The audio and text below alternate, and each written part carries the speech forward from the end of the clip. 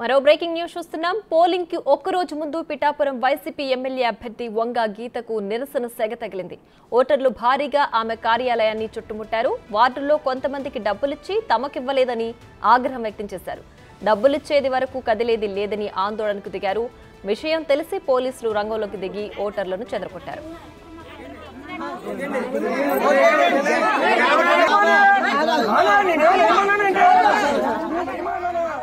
Polling కి ఒక రోజు ముందు పిఠాపురం వైసీపీ ఎమ్మెల్యే అభ్యర్థి వంగ గీతకు నిరసన సెగ తగిలింది.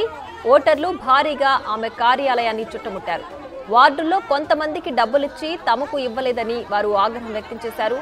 డబ్బులిచ్చే వరకు కదిలేది లేదని ఆందోళనకు దిగారు. విషయం తెలిసి పోలీసులు రంగంలోకి దిగి ఓటర్లను చెదరగొట్టారు.